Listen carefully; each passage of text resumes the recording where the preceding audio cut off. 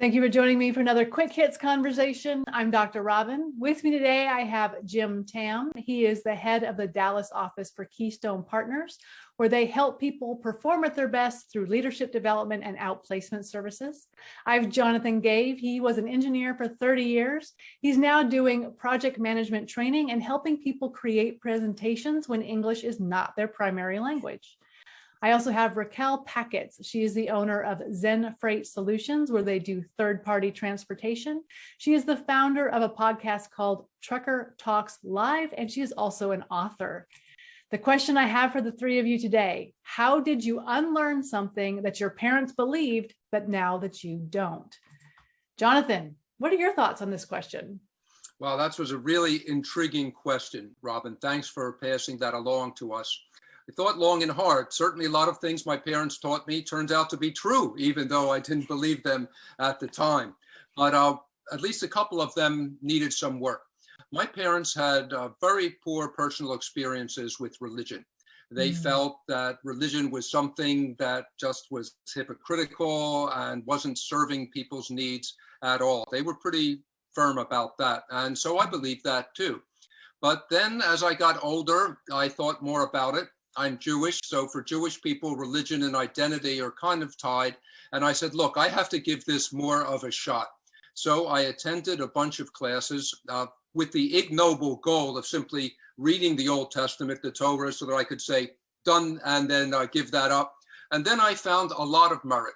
I found that it really had a lot of practical things to teach me, and that the people who were religious and sincerely religious, and perhaps that was the word that was missing from my parents' description, were actually very fine people. And I didn't see the hypocrisy and so on that my parents said. And then that sharpened my eyes, and I started to look. When people said they were religious, I started to apply that test. Is that just someone picking and choosing words from a big book that has a lot of words in it? Or is that something that's someone sincerely living a life? And that personal experience helped improve my life a lot. Interesting. So you changed what you believed based on learning. I love that. That's awesome. That's right. And personal experience. Okay, great. I will kick right off of that. I fully agree with that what we know as we're growing up is what we've experienced. So realizing that my parents had not traveled outside of a 50-mile radius, they could not give me the same experiences as somebody who has traveled worldwide or nationwide. So for me, it's a matter of unlearning and relearning and creating my own definition of whatever it is that I'm looking at, right? So whatever that one thing that my parents believed, I can take a new perspective on it and realize, maybe that's not the same way that I want to agree with. Jim, what about you? What came up for you with this question? It's funny listening to Jonathan. I think I'm just the opposite. My parents were Catholic and I was cradle Catholic, and it wasn't until I started studying religion and the history of religion do I realize that I never really had a choice, right? And then although you were surrounded by a lot of people with different religions, that you were kind of brought up with whatever your parents was. And then when you start questioning and using science and a lot of these other things, and you realize that if I was born in Saudi Arabia, if I was born someplace else, I would be that religion and never really had a choice. But then you apply that to politics. You think about today's world where people were generational Republicans or Democrats, and now we have a lot more access to information or misinformation, disinformation, whatever you want to call it, and you start forming your own opinions. I think if your parents respect you, then they say, hey, God gave you a brain and you use it, and you choose what you want to choose and you live life the way you want to live, just because it may be different from ours, but might be okay. I don't think I ever had to unlearn anything as much as I just had to introduce new things into. Okay, interesting. Yeah. So I'm with you, Jim, in that I grew up in a very, very fundamental Christian family who had still has some pretty interesting beliefs, and I had to unlearn them. And one of the hardest things I think for me was the shame I felt about disappointing my parents and realizing that what they staunchly believe is hardcore. I'm like, yeah, that's not a thing for me. And realizing we can't talk about it. Now that's hard when you can't talk to your parents about certain topics if they're off limits, right? Because you'll be arguing. And so the ability to unlearn or change your mind by, to your point, Jonathan, going in and investigating and then deciding, like, I'm going to believe differently? How was that? How do you decide to believe differently than your parents and that ingrained thing that they taught you?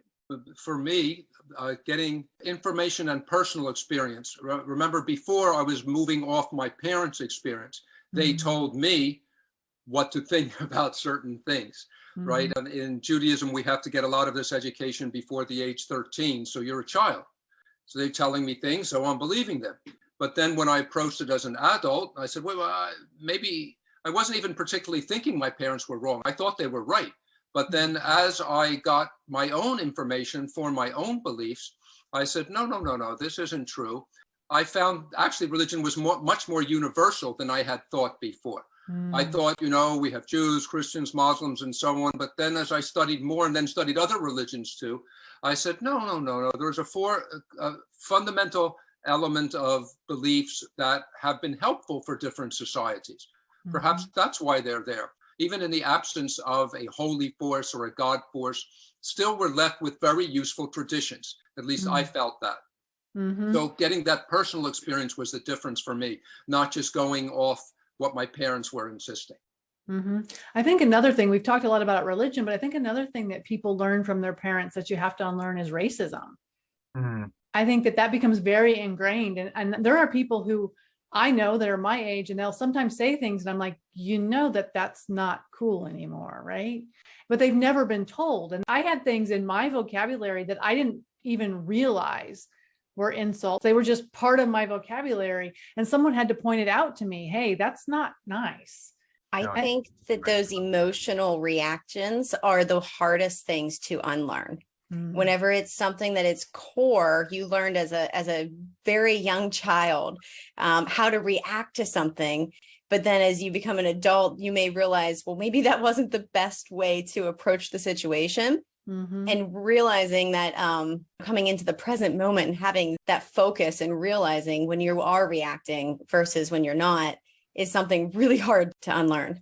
I think the older you are, the less likely you are to change and unlearn some things. I find that when I talk to my parents, it's easier for me to unlearn than for them to unlearn. And I just remind myself, well, when I become 80 years old, how willing am I going to be to adopt new things? I know growing up in an Asian household, education was everything, right? But now I question the value of education. So now it's about skills, not so much about knowledge. And where you go to school is obviously important, but there's so many other ways to be successful without having a 4-year degree and $150,000 in debt. What I'm hearing you all say is you have to be open to being wrong, to believing something that may not actually be correct. And maybe that's the hardest part about it. That's true. Sometimes I wonder if my parents might have known that something they were telling me wasn't the best, but they felt that at that time they had to say it. My parents emphasized, go to school, work hard, get good grades. Life is a meritocracy. You'll do better. And then I guess in my early 30s, I looked around at where I worked, and I looked very specifically at the different managers, even the founder of the company. And I thought about their characteristics, and I said, this isn't true at all. No. This is just not true. But only when I looked at them individually did I see that. And even going backwards, I've never been a parent, but maybe that was a good thing for my parents to tell me. I mean, maybe that idea did serve me well through my graduate and undergraduate degrees, but in real life, it needed some adjustment, that's for sure. My parents told me the exact opposite. Your only role is to be a wife and a mother. You shouldn't go to school. It's a waste of your time. Whoa. You can see how well I listened to that. Although, to be fair, I was 32 before I ever went to college. I lived 14 years in that paradigm of believing it was unreasonable for me to be educated, especially as a woman. And I had to unlearn that. And the willingness to be able to say, I love you, Dad.